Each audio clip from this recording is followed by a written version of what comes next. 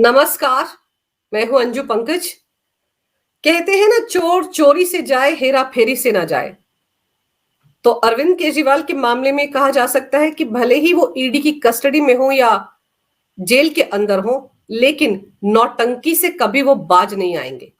ये जो नई नौटंकी उनकी पार्टी की तरफ से शुरू की गई है, वो अपने आप में ये बताने के लिए काफी है कि अरविंद केजरीवाल ईडी की कस्टडी में जाने के बावजूद अपने ड्रामे पर फुल स्टॉप लगाने के लिए तैयार नहीं है।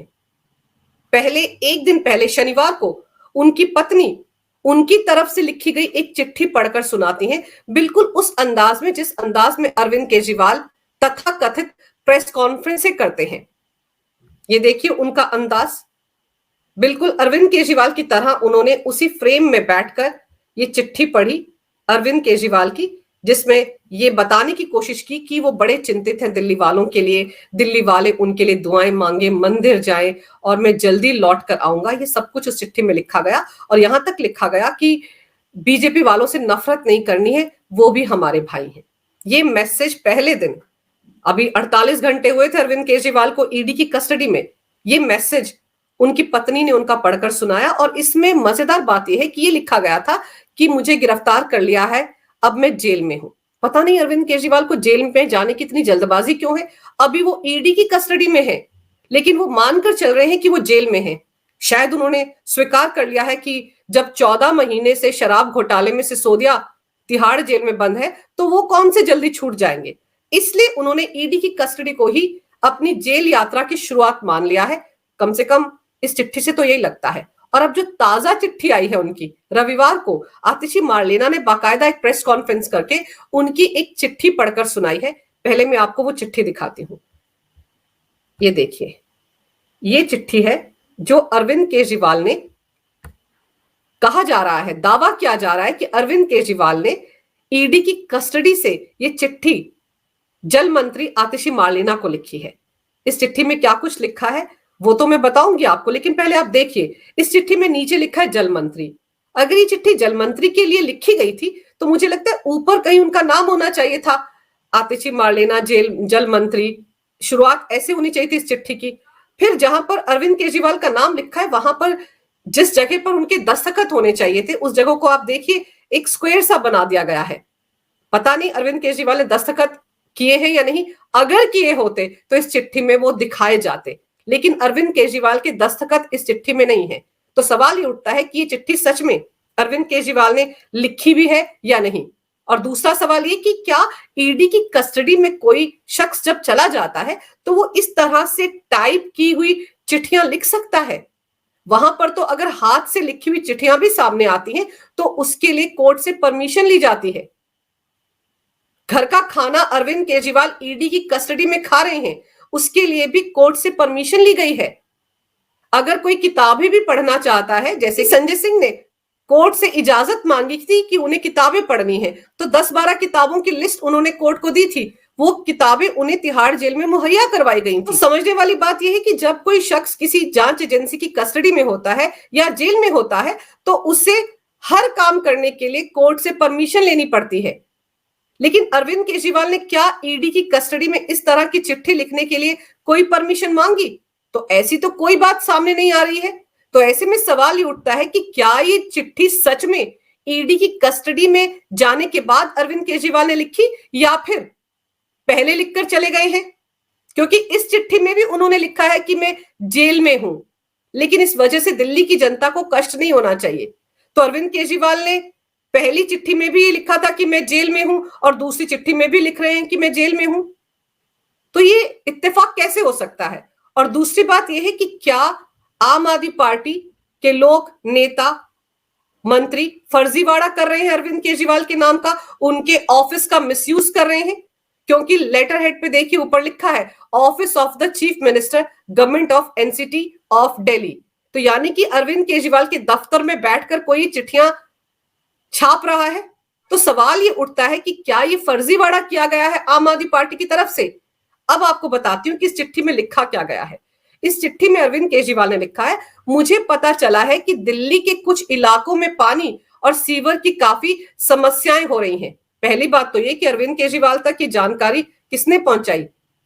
उन्हें कैसे पता चला ईडी की कस्टडी में कि ऐसा कुछ हो गया है?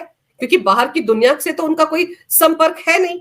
चलिए मान लेते हैं उनका निजी सचिव उनसे मिलने जाता है, उनकी पत्नी उनसे मिलने जा रही है, तो हो सकता है उन्होंने बता दिया हो। लेकिन ये कोई ऐसी समस्या नहीं है जो पिछले 72 घंटे में पैदा हुई हो।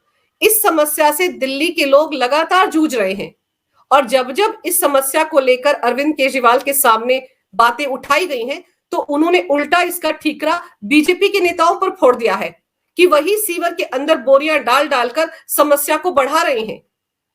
तो अरविंद केजरीवाल अंदर जाकर सबसे पहले पानी और सीवर की बात क्यों कर रहे हैं? और यहां पर आपको यह भी बता दूं कि अभी जब बजट सत्र चल रहा था दिल्ली सरकार का, तो उस दौरान अभय वर्मा है बीजेपी के विधायक, उन्होंने सदन में इस मामले में सवाल उठाया था, आम आदमी पार्टी को घेरा था। उनकी तरफ से कहा गया था कि पीने के पानी की दिक्कत हो रही है, सीवर की समस्या हो रही है, लेकिन एमसीडी में होने के बावजूद आम आदमी पार्टी इस दिशा में कुछ कर नहीं रही है। तब आपको बताती हूं कि 14 मार्च को आम आदमी पार्टी ने विधानसभा में एक प्रस्ताव पारित किया था और यह कहा था कि दिल्ली में पानी की समस्या के लिए और सीवर की समस्या के लिए अब से दिल्ली के मुख्य सचिव नरेश कुमार जिम्मेदार होंगे, उनकी जवाबदेही होगी। सारी समस्याओं का हल अब वही निकालेंगे और वो सुबह 10 बजे से लेकर शाम 5 बजे तक इन समस्याओं को सुनेंगे, रोजाना दिल्ली सरकार को अपनी रिपोर्ट देंगे। और यहां तक कहा गया था उस प्रस्ताव में कि वो 16 मार्च को विधानसभा में पेश होकर इसके बारे में क्या कुछ किया गया है, सारी जानकारी विस्तार में दिल्ली सरकार के सामने रखेंगे। तो ये कौन सी नौटंकी थी? जब अरविंद केजरीवाल बाहर थे तब तो उन्होंने पानी की समस्या और सीवर की समस्या का ठीकरा दिल्ली के मुख्य सचिव के सिर पर फोड़ दिया था। तब भी तो ये सवाल उठे थे, मैंने उस वक्त भी एक वीडियो किया था, मैंने तब भी ये सवाल उठाए थे कि अगर सारा काम मुख्य सचिव को ही करना है तो फिर आम आदमी पार्टी की सरकार किस लिए है? जल मंत्री किस लिए है? एमसीडी में आम आदमी पार्टी क्या कर रही है? तो जब मुख्य सचिव को सारी जिम्मेदारी एक प्रस्ताव बनाकर सौंप दी गई है, एक प्रस्ताव पारित करके सौंप दी गई है, तो फिर अब ईडी की कस्टडी में अरविंद केजरीवाल को इन बातों का ख्याल क्यों आ रहा है? अब वो आतिशी मार्लेना को इंस्ट्रक्शंस क्यों दे रहे हैं? आगे देखिए इस चिट्ठी में क्या लिखा गया है। इसमें लिखा गया है, इसे लेकर मैं चिंतित हूं, मतलब ये जो समस्याएं चल रही हैं इसको लेकर मैं चिंतित हूं। जब मैं बाहर था तब मुझे चिंता नहीं थी, लेकिन जैसे ही मैं ईडी की कस्टडी में आया हूं, मैंने आत्ममंथन किया है तो मुझे बहुत चिंता हो रही है। इससे तो यही लगता है। आगे वो लिखते हैं, चूंकि मैं जेल में हूं। कौन बताएगा अरविंद केजरीवाल को कि वो जेल में नहीं है, ईडी की कस्टडी में है? एक दिन पहले जो चिट्ठी उनकी पत्नी ने पढ़कर सुनाई थी उसमें भी ये लिखा था मैं जेल में हूं, और अब इस चिट्ठी में भी ये लिखा जा रहा है चूंकि मैं जेल में हूं। तो क्या आम आदमी पार्टी के जो नेता हैं जिन्होंने ये चिट्ठी तैयार की है, क्योंकि अभी तक ये साबित नहीं हो पाया है कि अरविंद केजरीवाल ने ये चिट्ठी ईडी की कस्टडी में लिखी है, तो इसका मतलब ये है कि आम आदमी पार्टी के वो नेता जो पहला सम्मन मिलने के साथ अरविंद केजरीवाल को जेल भिजवाने की तैयारियां कर रहे थे, बार बार कह रहे थे कि ईडी गिरफ्तार कर लेगी, सीबीआई गिरफ्तार कर लेगी, रोज प्रेस कॉन्फ्रेंस करते थे कि आज गिरफ्तारी होगी, कल होगी, परसों होगी। तो ऐसा लग रहा है कि उन नेताओं ने, उन मंत्रियों ने ये मान लिया है कि अरविंद केजरीवाल जेल जाकर ही रहेंगे, वो ईडी की कस्टडी से छूटेंगे नहीं, बल्कि ईडी की कस्टडी के बाद वो सीबीआई की कस्टडी में जाएंगे और उसके बाद वो तिहाड़ जेल जाएंगे। ये तय हो चुका है, ये आम आदमी पार्टी के नेता मान चुके हैं। इसीलिए बार बार कहा जा रहा है कि मैं जेल में हूं, मैं जेल में हूं। आगे वो लिखते हैं कि क्योंकि मैं जेल में हूं, इस वजह से लोगों को जरा सी भी तकलीफ नहीं होनी चाहिए। गर्मियां भी आ रही हैं, जहां पानी की कमी है वहां उचित संख्या में टैंकरों का इंतजाम कीजिए। मुख्य सचिव समेत अन्य अधिकारियों को उचित आदेश दीजिए और जनता को किसी तरह की परेशानी ना हो। जनता की समस्याओं का तुरंत और समुचित समाधान होना चाहिए। जरूरत पड़ने पर उपराज्यपाल महोदय का भी सहयोग लें, ये भी आपकी जरूर मदद करेंगे। वाह, उपराज्यपाल महोदय! जबकि अरविंद केजरीवाल तो विधानसभा के अंदर खड़े होकर कहते थे किसने एलजी को हमारे सिर पर बैठा दिया है, दिल्ली के मालिक तो हम हैं। लेकिन अंदर जाकर हृदय परिवर्तन हो गया अरविंद केजरीवाल का और अब उन्हें उपराज्यपाल महोदय याद आ रहे हैं। पहले वो उपराज्यपाल को लेकर क्या क्या बोलते रहे, किस किस तरह की गालियां निकालते, वो दिल्ली वालों को याद होगा। लेकिन अब ईडी की कस्टडी में अरविंद केजरीवाल कह रहे हैं कि टैंकरों का इंतजाम कीजिए, मुख्य सचिव की मदद लीजिए, उपराज्यपाल की मदद लीजिए। अरे भाई, इसमें ऐसा नया क्या है जिससे दिल्ली की जनता वाकिफ नहीं है? सबको पता है दिल्ली में बाहरी इलाकों में पूरे साल टैंकर से पानी जाता है और टैंकर माफिया दिल्ली जल बोर्ड के साथ काम करता है। आम आदमी पार्टी के ही बहुत सारे विधायक टैंकर माफिया के साथ काम करते हैं। और प्रकाश जरवाल जो आम आदमी पार्टी का विधायक है, जिस पर यह आरोप साबित हो चुका है कि उसने एक डॉक्टर को आत्महत्या करने के लिए मजबूर किया था, 2020 का मामला है, राउज एवेन्यू कोर्ट में आरोप साबित हो चुके हैं। अब सजा का ऐलान होना बाकी है। उसके मामले में भी टैंकर माफिया का ही नाम सामने आ रहा है, क्योंकि जिस डॉक्टर ने आत्महत्या की थी उसके टैंकर दिल्ली जल बोर्ड में चलते थे, लेकिन प्रकाश जरवाल ने वो टैंकर रुकवा दिए थे। उससे इसकी एवज में पैसे वसूल रहा था और आखिर में तंग आकर उस डॉक्टर ने आत्महत्या कर ली थी। और अपने सुसाइड नोट में उस डॉक्टर ने ये लिखा है कि वो चाहता है कि दोषियों के खिलाफ, नाम लिखा है उसने प्रकाश जरवाल का, साथ में 2 और सहयोगियों का नाम लिखा है, इन तीनों को कड़ी से कड़ी सजा होनी चाहिए। तो टैंकर माफिया कैसे काम करता है ये आम आदमी पार्टी को पता है, लेकिन अरविंद केजरीवाल अंदर से हिदायत दे रहे हैं कि टैंकर जगह जगह जाने चाहिए। तो एक तो जिस तरह की बातें उन्होंने इस चिट्ठी में लिखी हैं, उससे ऐसा लगता है कि उन्हें आतिशी मार लेना की क्षमता पर भरोसा नहीं है। ये जो समस्या है, इसके बारे में आतिशी मार्लेना को क्या पूरी दुनिया को पता है? तो अरविंद केजरीवाल अंदर से कौन सा गुरु मंत्र दे रहे हैं? ऐसा लग रहा है जैसे वो किसी नौसिखिए मंत्री को कुछ सिखा रहे हो। आतिशी मार्लेना को अगर ये सब कुछ सिखाना पड़े तो फिर वो किस बात की जल मंत्री है? लेकिन यहां पर झोल यही है कि अरविंद केजरीवाल ने ये चिट्ठी लिखी ही नहीं है। अब बीजेपी इस मामले पर हमलावर है। बीजेपी ने एलजी से कहा है कि वो इस मामले की जांच पड़ताल करवाएं, क्योंकि अगर ये चिट्ठी अरविंद केजरीवाल ने ईडी की कस्टडी में रहकर लिखी है तो ईडी पर भी सवाल उठेंगे। मामला कोर्ट तक जाएगा, वहां से पूछा जाएगा कि अरविंद केजरीवाल ने ईडी की कस्टडी में चिट्ठी लिखने से पहले किसकी परमिशन ली, किसने उन्हें कागज दिया, टाइपराइटर कहां से आया, कंप्यूटर कहां से आया, अरविंद केजरीवाल को ये फैसिलिटीज कैसे मिल गई कोर्ट की इजाजत के बिना। और अगर ये चिट्ठी बाहर लिखी गई है, फर्जीवाड़ा किया गया है, आम आदमी पार्टी की तरफ से मिसयूज किया गया है दिल्ली के मुख्यमंत्री के दफ्तर का, कार्यालय का, तब तो ये सबके सब नपेंगे। आम आदमी पार्टी इस तरह के फर्जीवाड़े के लिए जानी जाती है। आतिशी मार्लेना ने ये चिट्ठी पढ़ी है, एक दिन पहले उनकी पत्नी चिट्ठी पढ़ती है। आखिर हो क्या रहा है? अरविंद केजरीवाल करोड़ों के शराब घोटाले में ईडी की कस्टडी में है, उनसे तो 24 घंटे पूछताछ हो रही है, कि कविता को आमने सामने बिठाकर पूछताछ हो रही है, लंबी चौड़ी फेरिस्त है ईडी के सवालों की। तो अरविंद केजरीवाल को फुर्सत कब मिल जा रही है इस तरह की चिट्ठियां लिखने की? कौन उन्हें इतनी फुर्सत दे रहा है कि वो चिट्ठियां लिखेंगे? और अरविंद केजरीवाल तो 12-12 दिन के लिए विपश्यना पर चले जाते थे।